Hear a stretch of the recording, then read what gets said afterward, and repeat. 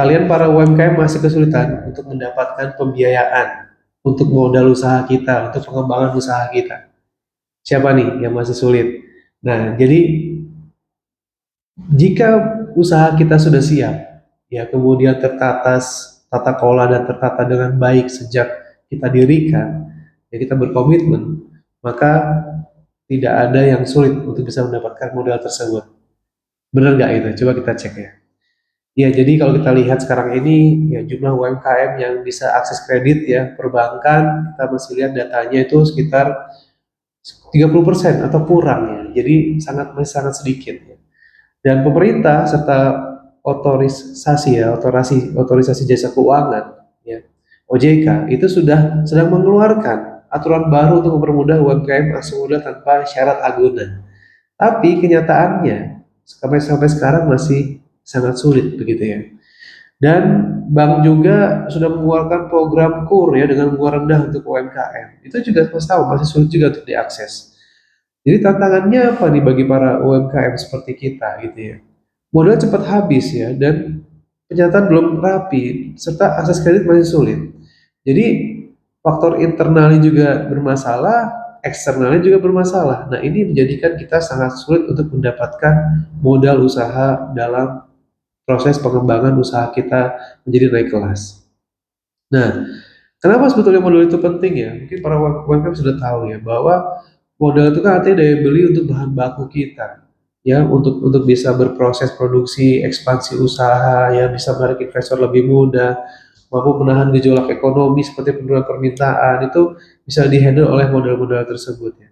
Tapi ya tadi balik lagi, ketika modal itu penting, tapi kalau kita sebagai UMKM itu belum siap secara administrasi dan juga catatan keuangan, maka akan susah untuk mendapatkan ajuan atau modal dari kredit atau investor. Nah ini, jadi ada dua ya, ada kredit dan juga investor. Nah, kemudian apa nih yang harus kita lakukan sebagai UMKM jika ingin mendapatkan pembiayaan baik itu dari kredit ataupun dari kredit yang syariah gitu ya, kredit yang syariah dan juga investor yang syariah juga gitu ya. Nah, itu seperti apa? Buat nomor induk berusaha dulu, kita lengkapi legalitasnya, perizinannya. Ya, kemudian siapkan legalitasnya, izin usahanya dan dokumen pendukung lainnya kita siapkan. Nah, jadi hal inilah yang bisa semakin memperkuat usaha kita, semakin terpercaya di mata investor kita sebagai selaku calon pembiayaan dari modal usaha kita. Nah, itu yang harus kita siapkan dahulu. Nah, yang kedua apa? Harus rapi dan real time dalam pencatatan segala macam, baik itu penjualan, pengeluaran bahan baku, operasional, saldo kas itu harus real time. Ya, jadi sehingga mempermudah kita dalam mengajukan pinjaman atau pitching ke investor. Ya, investor itu harus kita perkuat dengan hal tersebut. Lalu apalagi nih? Sediakan dokumen sederhana yang paling penting, yaitu apa? Buku catatan pendapatan dan pengeluaran, daftar aset usaha, perkiraan kebutuhan modal, ya, itu harus juga kita lakukan ya secara rutin. Jadi dokumen ini itu bisa memperlihatkan bukti bahwa kesiapan usaha kita saat mengajukan modal, itu yang paling penting. Kemudian daftar program pembiayaan ya seperti KUR dari bank gitu ya dengan bunga rendah ya.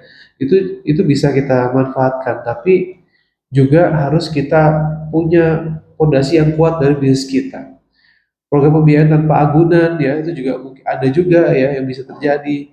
Program digital lending yang terpercaya tapi ini tidak terlalu kita rekomendasikan ya, tapi yang paling penting adalah ke KUR aja dulu ya atau enggak ke investor. Yang paling kita rekomendasikan pertama adalah para UMKM itu harus berusaha untuk meyakinkan investor dahulu, jangan pinjam ya. Kalau saya tuh selalu seperti itu, saya menyarankan seperti itu. Jadi kita harus sebagai seorang pebisnis UMKM, jika ingin mendapatkan modal usaha, kalau bisa itu ke arah investor dulu. Tapi investornya juga harus yang jangan memiliki kepentingan yang membuat usaha kita rusak.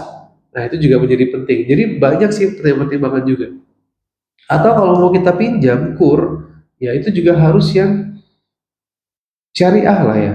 Jadi jangan minjam uangnya, tapi pinjam berupa produk atau layanannya atau apapun itu. Nah, itu yang harus kita lakukan. Nah, ini kalau mau diskusi bisa lebih lanjut lagi dengan kita gitu ya. Nah, dua itu yang kita sarankan sebetulnya yang paling bisa kita kita bisa sarankan untuk mendapatkan pembiayaan. Tetapi sebagai yang punya usaha juga harus memiliki fondasi yang kuat ya dari bisnis kita. Dari mulai proyek kita harus sudah ada dapat gitu ya dan itu harus harus kita buktikan gitu ya. Nah, itu yang harus kita lakukan sebagai seorang UMKM. Jadi jangan hanya mudah untuk berpikir saya nggak punya modal, saya pengen pinjam uang, pengen pengen ada investor masuk. Jangan gitu pikirnya, tapi pikirnya bagaimana memperbaiki usaha kita secara internal, gitu ya. Nah, setelah kita sudah baik, baru kita bisa melakukan sebuah pinjaman tadi atau sebuah investor pembiayaan tadi, saya bisa bilang pembiayaan, ya. Pembiayaan dari usaha kita secara syariah itu yang paling penting ya. Nah, kebiasaan keuangan apa yang wajib dibangun nih sebagai kita sebagai seorang UMKM jika mau dipercaya oleh para investor dan pembiayaan syariah lainnya untuk bisa memperluas usaha kita ya. Catat setiap hari semua transaksi sekecil apapun. Kemudian tunjukkan kedisiplinan finansial kepada pemberi dana investor ataupun ya pembiayaan syariah lainnya. Menjadi dasar laporan keuangan yang sederhana. Ya, jadi inilah yang kita harus lakukan. Gitu. Kemudian, apalagi kebiasaan yang harus dibangun nih dalam dalam keuangan kita. Ini sudah banyak dibahas di mana-mana ya. Pisahkan uang usaha dan pribadi itu harus terpisah ya. Catat transaksi usaha saja gitu ya. Review mingguan ya, cek pengeluaran real dan juga targetnya seperti apa, cek pengeluaran saldo dan kebutuhan modal sebagainya. Itu semua dicatat semua di sana gitu. Nah, itulah kebiasaan-kebiasaan yang harus kita lakukan secara sederhana. Lalu kenapa investor atau bank atau ya pembiayaan syariah tertarik dengan kita? Ya pasti yang pertama adalah ada pencatatan keuangan, ada legalitas usaha, tahu kebutuhan modal dan cara pakainya seperti apa. Ya, menunjukkan proyeksi pertumbuhan. Nah, ini penting ya. Gimana proyeksi pertumbuhan ke depannya itu seperti apa? Ya, sehingga nanti dari pihak investor akan bisa menganalisa seberapa layak usaha kita untuk didanai oleh mereka. Sebagai seorang investor, pembiayaannya seperti apa? Jadi ini bukan sekedar modal ya, tetapi kepercayaan data usaha. Investor kan ingin invest di kita adalah kita percaya dengan usaha kita. Tapi biasanya ini perlu diketahui ya, investor itu juga melihat dari siapa orang yang melakukan atau pemilik usahanya siapa, di belakang usaha ini siapa. Biasanya dia akan investasi terhadap orangnya juga, gitu. Karena sebaik apapun orangnya, itulah yang akan bisa meningkatkan bisnis usaha mereka. Tapi kalau orangnya yang sebagai owner atau pemiliknya sudah nggak bagus, sebaik apapun usahanya, menarik apapun usahanya akan bisa rusak kalau dia tidak bagus untuk si founder atau CEO atau pemilik usaha tadi. Gitu. Nah, jadi apa nih yang harus kita lakukan? Akses modal itu datang bukan karena besar usahanya, tetapi karena siapnya usaha kita.